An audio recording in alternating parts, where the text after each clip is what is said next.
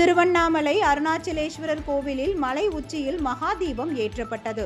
அண்ணாமலையாருக்கு அரோகரா என்ற பக்தி கோஷத்துடன் பல லட்சக்கான பக்தர்கள் தரிசனம் செய்தனர். பஞ்சபூத தலங்களில் அக்னி தலமாக விளங்கும் திருவண்ணாமலை அருணாச்சலேஸ்வரர் கோவிலில் இந்த ஆண்டிற்கான தீப திருவிழா கடந்த 4ஆம் தேதி கொடியேற்றத்துடன் தொடங்கியது.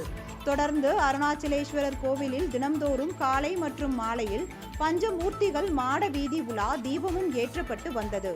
விழாவின் முக்கிய நிகழ்ச்சியில் ஒன்றான பஞ்சரதங்களின் தேரோட்டம் கடந்த 10ஆம் தேதி நடைபெற்றது. திருவிழாவின் சிகர விழாவான மகா தீப திருவிழா இன்று நடைபெற்றது.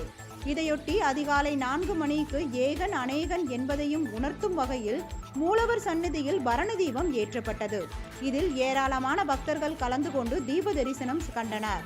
பின்னர் பரணி தீபத்தை கையில் ஏந்தியவாறு எடுத்து சென்று அம்மன் சந்நிதி உள்ளிட்ட கோவில்களில் உள்ள அனைத்து சந்நிதிகளிலும் பரணி தீபம் ஏற்றப்பட்டது. பின்னர் மாலை 5:59 மணிக்கு காலையில் ஏற்றப்பட்ட பரணி தீப விளக்கிலிருந்து கோவில் கொடிமரம் எதிரில் உள்ள அகண்ட தீபத்தில் தீபம் ஏற்றப்பட்டு அதிலிருந்து பஞ்சபூதங்களை குறிக்கும் வகையில் 5 தீபந்த ஜோதி ஏற்றப்பட்டது. இதனையடுத்து சரியாக 6 மணிக்கு 2668 அடி உயர மலை உச்சியில் மகாதீபம் ஏற்றப்பட்டது.